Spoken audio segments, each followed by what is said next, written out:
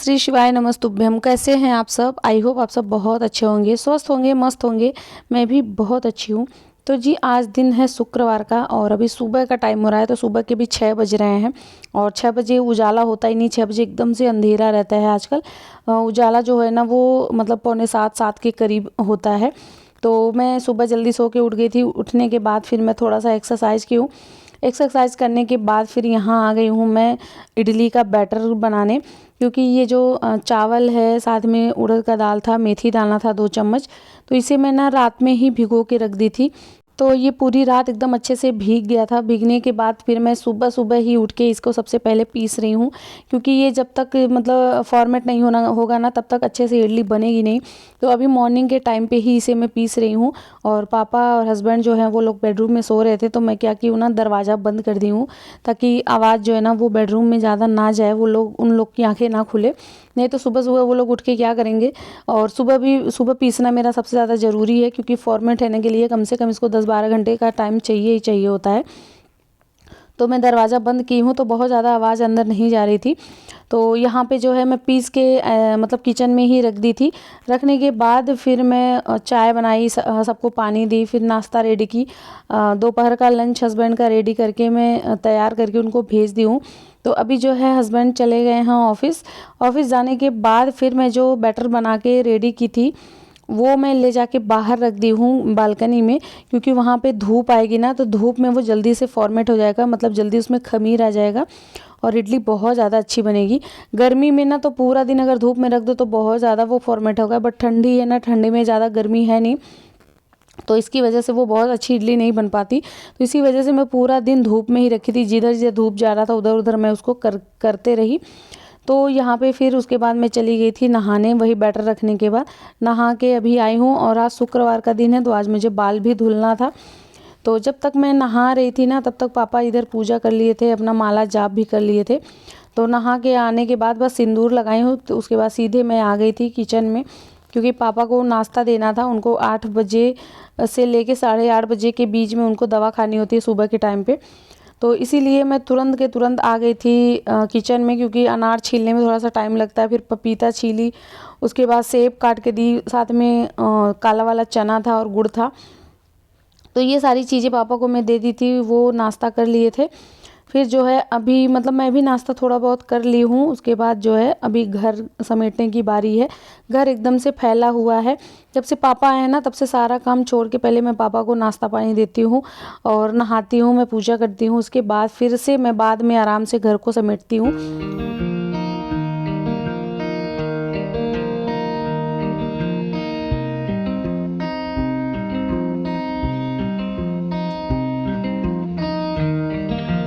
क्योंकि सुबह के टाइम में एकदम मॉर्निंग मॉर्निंग में ये सब टाइम नहीं होता ये सब करने का। सबसे पहला जो काम होता है हमारा वो होता है कि बस हस्बैंड को लंच और ब्रेकफास्ट बना के दे दो, बच्चों का टिफ़िन बना के दे दो। वो सबसे ज़रूरी काम होता है। अगर बच्चे स्कूल चले गए और हस्बैंड ऑफिस चले गए, उसके बाद पूरा दिन हमारे पास होता है। पूरा दिन अपना काम करते रहो आराम से। ये जल्दी नहीं होती है ना कि कोई जाने वाला है, उसका टिफ़िन और लंच रेडी करके देना है। तो सबसे ज़्यादा ज़रूरी काम तो यही होता है मॉर्निंग के टाइम का। तो मैं भी वही करती हूँ, सबसे पहले उनका रेडी करती हूँ। और मेरे हस्बैंड का क्या है कि उनका लंच अलग होता है और उनका जो ब्रेकफास्ट होता है ना वो अलग होता है। एक ही चीज़ वो दो मतलब नहीं खाते हैं कि अगर पराठा सब्जी बना दिए ना तो मॉर्निंग के टाइम पे भी खा ले और दोपहर के टाइम लंच भी कर ले, ऐसा नहीं करते वो। उनका लंच जो है वो अलग होना चाहिए, उनका जो ब्रेकफास्ट है वो अलग होना चाहिए। तो मैं ऐसे ही करती हूँ और मुझे इसके वजह से ना बहुत जल्दी सो के उठना पड़ता है। 5:30 से लेके 6 के बीच मुझे उठ जाना होता है, नहीं तो फिर मतलब बहुत ज़्यादा लेट हो जाता है, नाश्ता नहीं बन पाता, सिर्फ लंच ही बन पाता है। फिर मतलब उनको अच्छे से अगर वही अच्छे से खाएंगे पिएंगे नहीं, फिर हम लोग कैसे रहेंगे। तो हमारी तो सबसे मतलब ज़रूरी नींव वही हैं। उन्हीं के छाँव के तले तो हमें ही रहना है। तो सबसे ज़्यादा स्ट्रॉन्ग वो रहेंगे तभी हम लोग रहेंगे। तो इसकी वजह से मैं उनका जो है टिफ़िन लंच ये सब मैं बहुत अच्छे से देती हूँ और बहुत हेल्दी बना के देती हूँ। बहुत बकवास चीज़ मैं उनको नहीं देती हूँ। तो यहाँ पे मतलब जो है बेडरूम का बेड अच्छे से मैं क्लीन कर दी थी और हॉल में जो है वो भी मैं बेड अच्छे से क्लीन कर दी थी, पूरा साफ़ सुथरा हो चुका है। उसके बाद जो है आज हस्बैंड का स्वेटर, इनर ये सब कुछ निकालना था। सबका स्वेटर निकल गया था, मेरा, बाबू का और हस्बैंड का ना घर पे पहनने वाले मैं स्वेटर निकाल दी थी। वो अभी ऑफ़िस पहन के नहीं जाते हैं, तो इसकी वजह से उनका नहीं निकला था। तो वो ना 2-3 दिन से चिल्ला रहे थे, तो मेरा कब निकालोगी, कब निकालोगी? तो मतलब मैं ना पूरे दिन काम में ही बिज़ी रह जाती थी, मेरे पास टाइम ही नहीं होता था कि उनका मैं निकाल दूँ। मतलब एक निकाली थी जो वो पहन के जा सकते, तो एक ही कब तक वो पहनेंगे। तो आज मैं सोची कि आज मैं निकाल ही देती हूँ। धूप भी बहुत तेज़ वाली हुई थी, क्योंकि ना कपड़ों को निकाल के फिर धूप दिखाना ज़रूरी होता है। तो इसी वजह से अभी मतलब एक ब्रीफकेस जो है उनका स्वेटर बेडरूम वाले बेड में था, और एक ब्रीफकेस जो है इस वाले बेड में था। तो मैं ना सारा स्वेटर मैं निकाल दूँगी, ताकि उसमें से जो भी कुछ उनको पहनना होगा वो अपने हिसाब से पहन लेंगे, और जो रखने वाला रहेगा वो वापस से फिर से मैं रख दूँगी। मुझे समझ में नहीं आ रहा था कि कौन सा वो पहनेंगे, कौन सा नहीं पहनेंगे। तो इसकी वजह से मैं सारा का सारा निकाल दी हूँ। निकालने के बाद आ गई हूँ यहाँ पे बाहर फैलाने, और ये जितने भी कपड़े हैं ना, ये सारे धूप दिखाने वाले कपड़े हैं, गीले कपड़े एक भी नहीं है। तो पूरी रस्सी भर गई थी, नीचे का रस्सी भर गया था, ऊपर रेलिंग भी भर गई थी। तो इतना सारा हस्बैंड का स्वेटर अकेले हो गया था।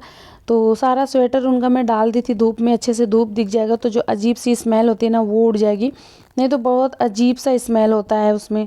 तो उसके बाद जो है अभी आ गई थी मैं किचन में लंच बनाने के लिए। तो चावल मैं सुबह नहीं बनाई थी, तो अभी जो है मैं चावल चढ़ा दी हूँ, चावल बन रहा है। क्योंकि पापा को ना मैं 1:30 बजे से 2 बजे के बीच लंच भी दे देती हूँ, उनको फिर 2 बजे दवा खाना होता है, उनको टाइम टाइम पे दवाई भी देना होता है, तो उसका ख्याल रखती हूँ मैं। सुबह से शाम तक मैं पापा में ज़्यादा बिजी रहती हूँ, उनको दवा कब देना, उनको खाने पीने का कब देना है, और कुछ भी ना उनको इकट्ठे नहीं खाना है, थोड़ा थोड़ा क्वान्टिटी में उनको कितनी बार देना है। तो यहाँ पे जो है ना मैं दे दी थी आद्या को मठरी खाने के लिए। अब वो ना मठरी पूरे घर में गिरा दी है, वो पैरों के नीचे आता है ना तो अजीब सा खिसखिस होता है, अच्छा नहीं लगता है। तो अभी भी मठरी ही खा रही है, तो पूरे घर में वो हर जगह गिरा के रखी थी, तो वही मैं झाड़ू लगा रही थी। क्योंकि पैरों के नीचे वो आ रहा था ना, तो बिल्कुल भी अच्छा नहीं लग रहा था, और वो मैदे का था और बहुत ज़्यादा खस्ता था, तो इसकी वजह से ज़्यादा टूट रहा था। जबकि मैं प्लेट में दी थी ना, फिर भी वो गिरा दी थी ज़्यादा। तो अभी जो है ये हो गया है शाम का टाइम, मतलब 3 बजे का ये टाइम हो रहा है।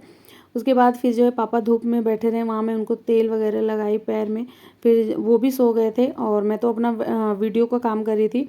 क्योंकि वीडियो के काम में मतलब वीडियो में ना बहुत ज़्यादा टाइम लगता है, 2-3 घंटे मेरा लगता है। और मतलब किसका किसका इतना टाइम लगता है प्लीज़ बताइएगा, जो लोग भी मेरी वीडियो देख रहे हैं। मुझे तो ना 2-3 घंटे लग जाता है। अगर मैं एडिट करके पहले से रखी हूँ तब तो 2 घंटे का टाइम लगेगा, जैसे वॉइस ओवर करना, अपलोड करना, बाकी सब कुछ करना। और अगर एडिट नहीं की हूँ ना, तो एडिटिंग में ही 1 घंटे का टाइम जाता है, और 2 घंटा वो, मतलब प्लस 3 घंटे का टाइम जाता है।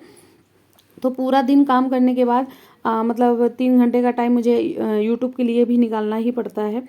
तो उसके बाद जो है एडिट कर दी थी, फिर वीडियो अपलोड कर दी थी। मेरा 2 चैनल है, एक है शिल्पा आद्या ब्लॉग, एक है शिल्पा ये सतीश ब्लॉग।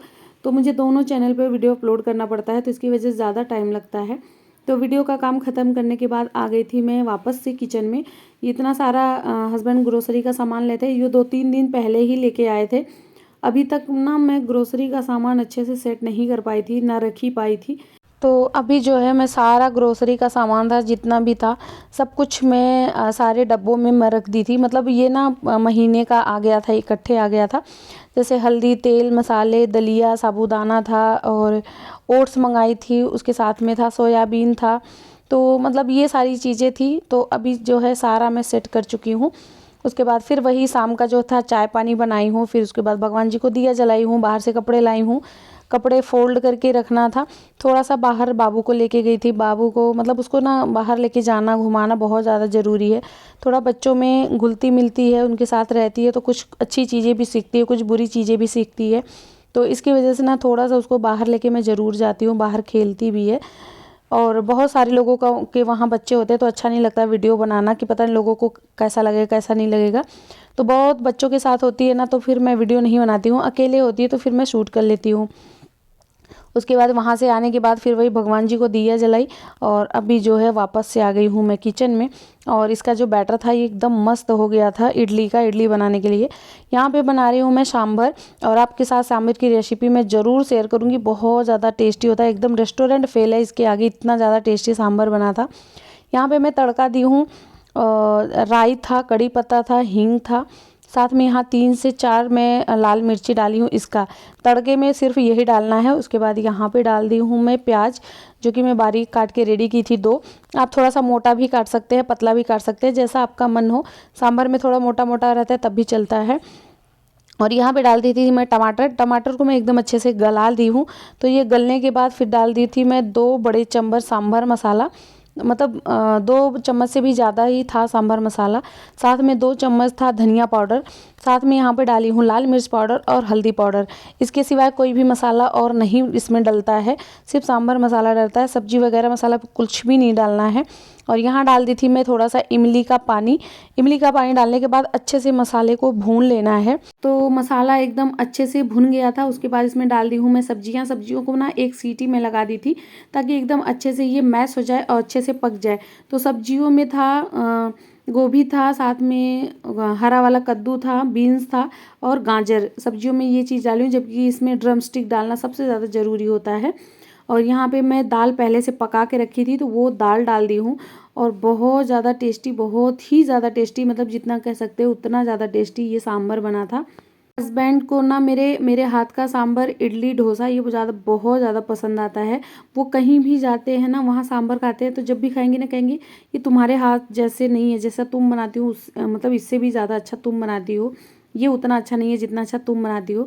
तो मेरे हस्बैंड को मेरे हाथ का सांभर मतलब बहुत ज़्यादा पसंद है। और वो इडली सांभर ना बाहर खाते ही नहीं, कभी बाज़ार में खाते नहीं। जब भी उनको खाना होता है वो घर पे ही बनवाते हैं और घर पे ही खाते हैं। तो यहाँ एक साइड में मेरा जो है सांभर रेडी हो चुका था, तो उसे मैं दूसरी साइड कर दी थी। और इधर मैं रख दी थी इडली वाला बर्तन, पानी मतलब गर्म होने के लिए। तो पानी एकदम अच्छे से गर्म हो गया था। और ये जो इडली वाला सांचा था ना, इसमें मैं थोड़ा सा तेल लगा दी हूँ। तेल इसमें मैं लगाई हूँ मूंगफली का तेल। सरसों का तेल नहीं लगाएं, नहीं तो वो पीला पीला सा हो जाता है, इडली अच्छी नहीं लगती। और मूंगफली का तेल होता है ना तो वाइट ही होता है, वो पीला नहीं होने देता। उसके बाद इसमें जो है मैं बैटर डाल दी हूँ। डालने के बाद फिर इसको 10 मिनट तक मैं स्टीम कर ली हूँ अच्छे से। तो अभी जो है इडली एकदम अच्छे से पक चुकी थी। और जो नीचे वाला प्लेट है ना, वो ऊपर वाले प्लेट के लगने की वजह से इडली ऊपर तक नहीं आई, वो चिपक गई थी उसके अंदर। और यहाँ पे मैं गरम गरम इडली छुड़ा रही हूँ, तो बहुत आराम से, बहुत ईजिली ये निकल जाता है। अगर ये ठंडा हो जाएगा ना तो ये उतनी अच्छे से निकलता नहीं है। इसकी वजह से इसे गरम गरम ही निकालना चाहिए। तो यहाँ पे इडली बन चुकी थी, मतलब सारा बन चुका था। उसके बाद जो है मतलब सारा नहीं बचा था, थोड़ा सा बैटर बचा हुआ था। उससे पहले यहाँ पे मैं पापा को और हस्बैंड के लिए मैं निकाल रही हूँ इडली खाने के लिए। यहाँ जो है इतना सारा मैं बना चुकी थी, तो इसको मैं ना वापस से उसी स्टीम वाले बर्तन में डाल दी थी, तो एकदम अच्छे से स्टीम हो चुका था। और यहाँ पे पापा के लिए मैं निकाली हूँ। देखिए कितना गजब लग रहा है। कलर ना इसमें एक्चुअल आया नहीं है, मेरा फ़ोन जो है ना वो वाइट ज़्यादा कर देता है, इसकी वजह से एक्चुअल कलर दिखा नहीं रहा है। और यहाँ पे बर्तन धो के मैं रख रही हूँ। तो आई होप आपको हमारा ब्लॉग अच्छा लगा है। ब्लॉग अच्छा लगा तो प्लीज़ चैनल को सब्सक्राइब करिएगा, प्यारा सा कमेंट करिएगा। तो चलिए मिलता है नेक्स्ट वीडियो में, तब तक के लिए बाय, थैंक्स फॉर वॉचिंग।